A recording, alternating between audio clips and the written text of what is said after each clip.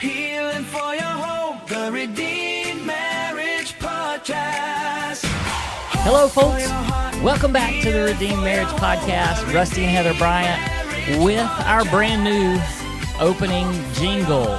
Yeah. Thank you so much to our friend and listener and supporter of the Redeemed Marriage for creating this for us. And we tried it out last week, got a lot of really good comments on it. And some of you said, we almost changed to another podcast. We thought that it wasn't you, but this is us, so do not change it.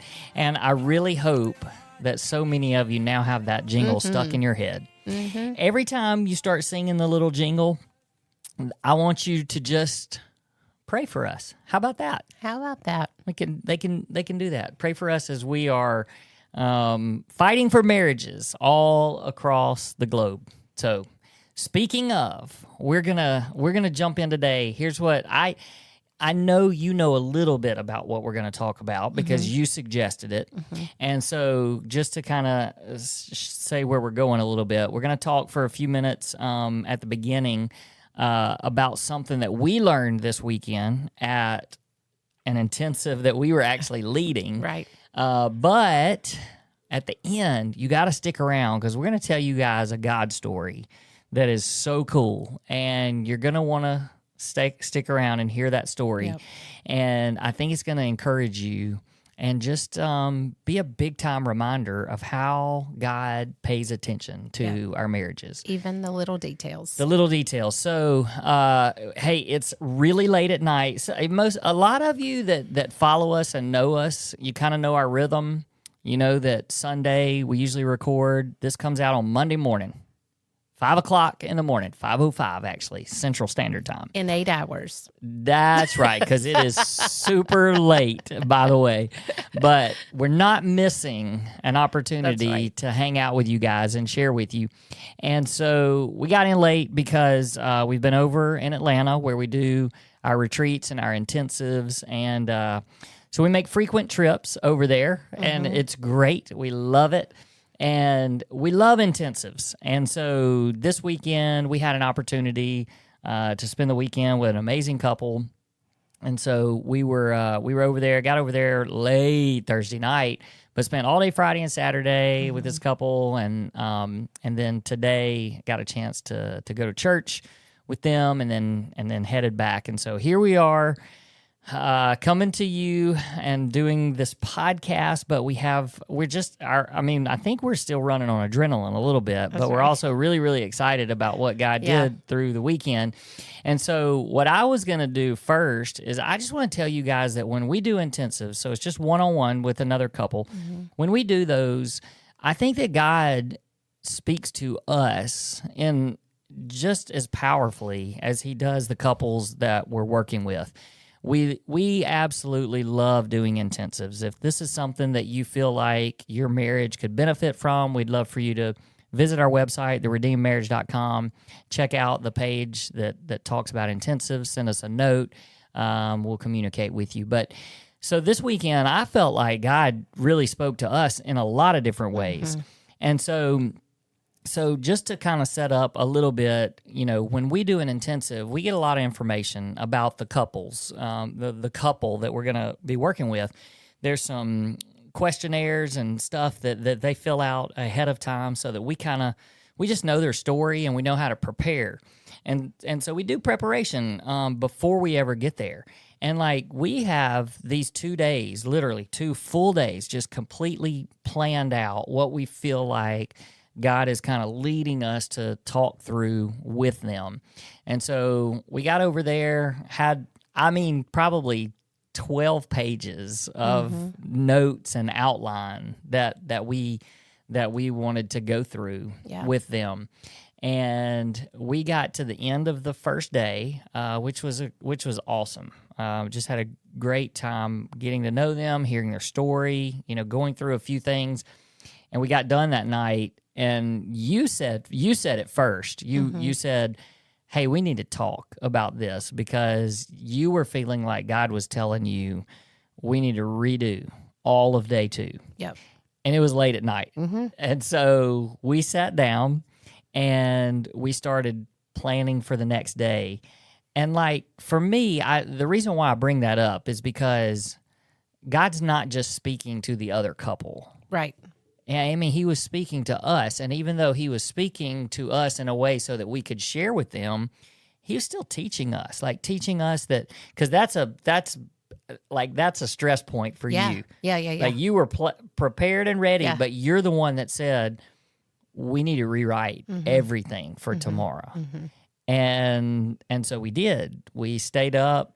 We rewrote everything, kind of got our outline together for the next day. But then, like, that was a big moment because God spoke to you and said, let's change the whole day, basically. Right. And I was on board because, I mean, I was feeling that as well. Right. And I think the part of that was so crazy is I felt very comfortable with our plan. Like our plan was a great plan. It's not like we had not planned. We planned. But God was like, hey, we're going to change this. And I'm like, whoa, we had a plan. And I felt like that plan was from the Lord, but it's just his character to be like, okay, but trust me in this.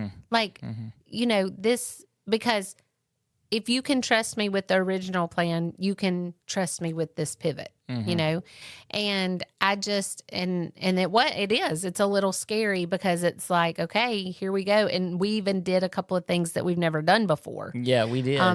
Even the day before, we had done it's some like, things. oh, we hadn't done this, but I feel like we need to do this. And it just was like, oh, but that's, I don't know the author of that book, maybe Tim Keller, the instrument in God's hands, something like that. And it just, that's what I felt like you're just my instrument. Like I'm holding you and you're going to do what I tell you to do. And you're going to say what I want you to say. And so quit trying to depend on your own preparation and your own plan and all of that. So, you know, and I think, to be honest, like I kind of looked back over the stuff that we were planning to share that day. And I think there was a lot of Overlap. it mixed up in there. Sure. And we probably could have just gone ahead. We could have gone ahead and it would have been fine. But we shifted and pivoted because we just felt God speaking to us. But then, even on Saturday, so that day, we're in the midst of it, and you're up there in your element, giving your big communication topic, and you've got the Post-its all over the wall, and you're writing and stuff. And I was like, and really, God told me one thing. He said, write this phrase down, and it was two phrases. He said, write these two phrases down. And so I had my papers, and I just flipped it over to the backside so it'd be blank. And I wrote those two phrases down. You were still up there. And then it was, now write these two down. I wrote those down. He said, now write these two down. And I just was and you even one time you said, is that right? You asked me a question. About I was what like, I was talking about. Yeah. And I was like, oh, shoot, I'm not even listening to you. But I just was like, God's telling me we've got to share this with them. And so we went through, and I went through, and I was just boom, boom, boom, boom, boom. And I ended up coming up with, it was either 7 or 8. It was 7. Like big truths that were just like, God needs y'all to hear this. And it was awesome, but it was so much fun to just hear God like last minute just changing things. And so all of that to say, there's a couple sitting across from us that we're getting to pour into, but at the same time, like God is just speaking to us. Yep. And I think that so much of that is because there's people praying for us. That place is prayed over constantly. Like people are like literally praying for that space that we're in. And then we have people back home that are praying for us. We have family that's praying for us constantly. And so it's no wonder that happens. But then every now and then they'll speak a word. Yeah. And it's like, there you go. We learned from you. And so that happened to you this weekend. It did. So thanks to our new friends. Yes. And so Heather just wanted to share for just a minute something that kind of changed her perspective on some things. Yeah. And I think it'll be a good word for for our listeners Sure. too. Yeah.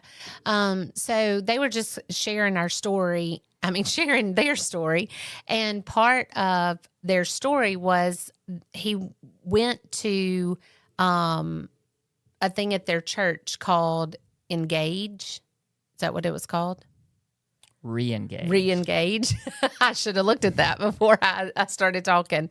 And he learned something. And, there's a bunch of different reasons why you would go to something like that. But, there was broken trust, of course, of some sort. So there's, people there with all sorts of different kinds of broken trust. But one of the things they taught them was to just focus on the next 24 hours.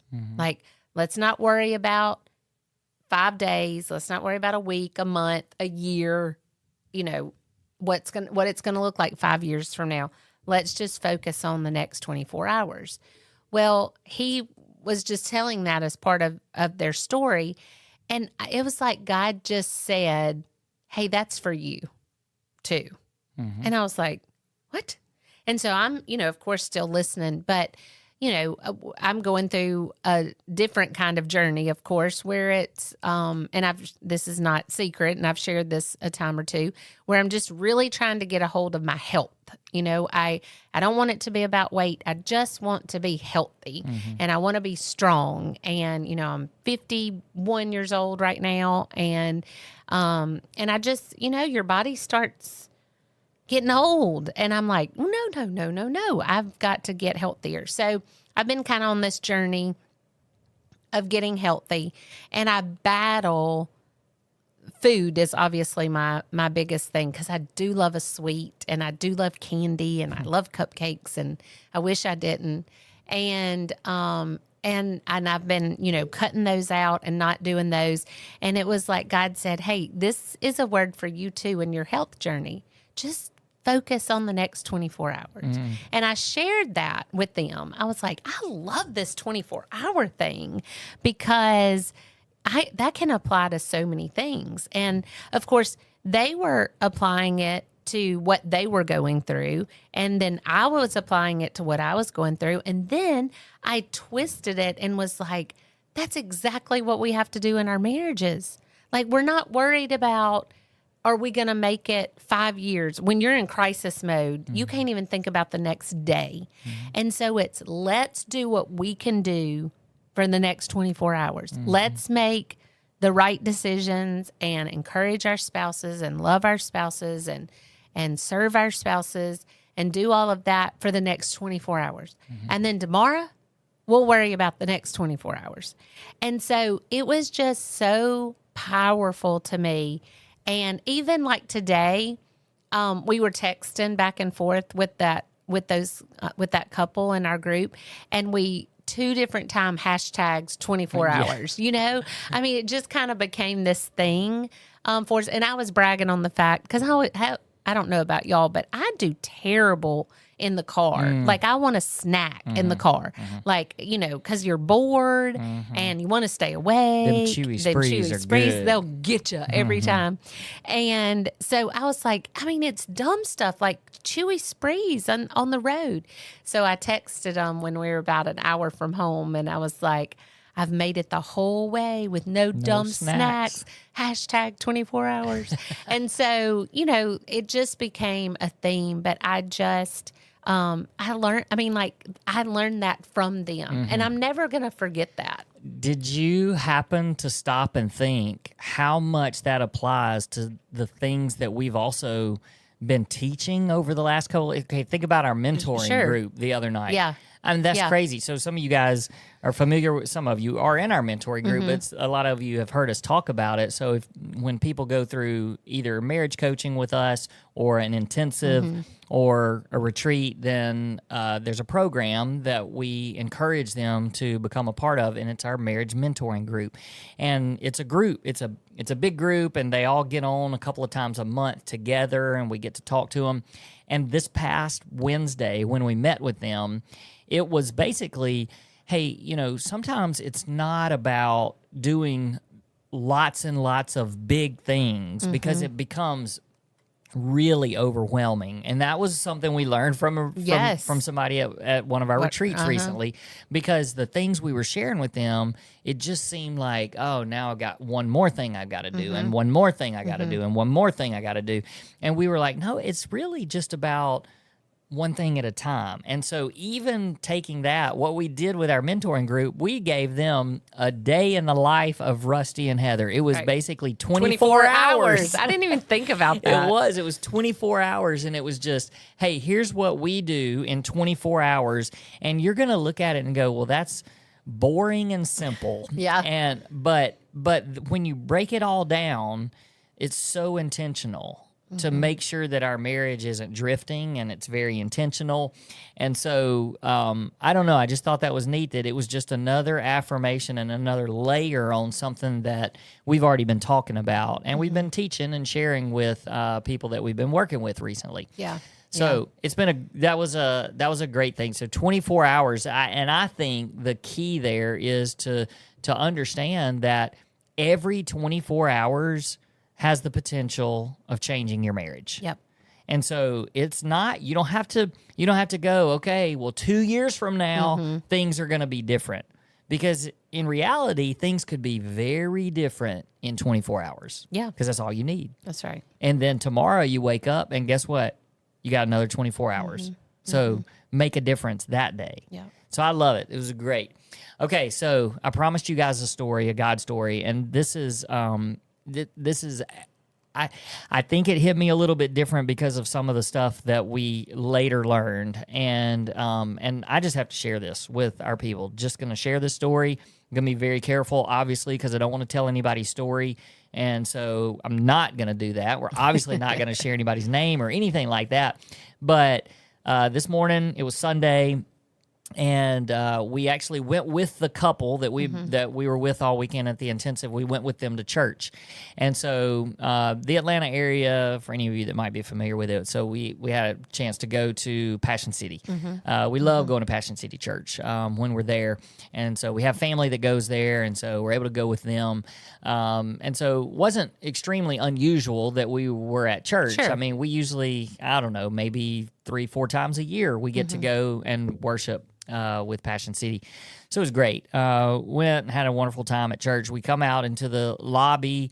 It's a big church, big place, lots of people. Church, lots of people. So we're standing out in the lobby. Our new friends, they went ahead and headed on back because they had to drive, obviously, to get back home. And so we were waiting on some of our family that we had come with because they went to pick up a kid from the youth group. And so we were just standing out there. You know, there's people everywhere. And there was a lady that was standing like by the coffee area. Right. And I had just filled up my coffee cup. Because she was a volunteer. Yeah. And so they call them door holders, which we've had a chance to be a door holder at at Passion, the event. But she was just a door holder and struck up a conversation, just casual. Just like, hey, you guys waiting around on somebody? I think is how she started it. And we were like, yeah, we're waiting on somebody picking up a kid, and so we're just hanging out here. And she said, oh, we just filled up the coffee. Go fix yourself some coffee. And Heather's like, I already did. And she asked what kind of mug I had. And let me just say this too. You just bought that. Yeah. I tend to put pieces of these stories together and just go, what? I mean, so we're at church, our church last Sunday. Heather sees a good friend of ours. He's got this mug, and she's like, oh, I'm always looking for these, mugs. And she's like, where'd you get that? And he told her, and she's like, I'm going to order it. So she ordered one, and it became the centerpiece of the conversation that led this lady to us. Less than a week. Yeah, so she's like, oh, I really like that. Where did you get it? And what kind is it? And I told her exactly what that guy had told me. Yeah, I was like, so it's not aluminum on the inside, so it doesn't change the taste of your coffee. And she was like, oh, you're a bougie coffee drinker, so am I. We just and here's where I want everybody to hear: nothing's an accident. Nothing is an accident. And so they start talking about bougie coffee, and even Heather says, Rusty, well, you never called me by name. You just said, My husband doesn't even drink coffee, but he makes my coffee every night. And she made a comment. She was like, she even said, "Oh, that's so sweet." And you said it again. You were like, "Yeah, he fixes my coffee, and we even grind beans and everything." And she was like, "Oh, I do that too." And so she goes, "Where do you get your beans?" And Heather said, "Well, we don't live around here, and so we get it from a local place because we live in Mississippi." And she goes, "Oh, are y'all just here visiting for the weekend?" And so I know that you said, "Well, we have a marriage ministry, and it's called the Redeemed Marriage, and we're here doing a marriage retreat." No, you said we're here doing a marriage intensive. Yep. And there's people all around. It was a shift in the conversation from coffee. And so I really don't know what she heard, except she said, "Oh, I follow them." And, So look, she obviously heard the Redeemed Marriage. she heard the Redeemed and Marriage and intensive. And so she just jumped in and said, "Oh, yeah, I follow them."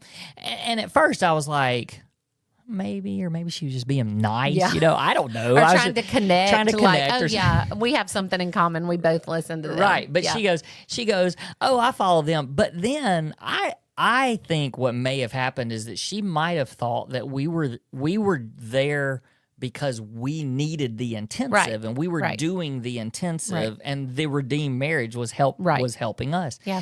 And then as soon as she said, "Oh, I follow them," she looked at you and her eyes got really big, and she goes, "Wait, are y'all them?" Yeah.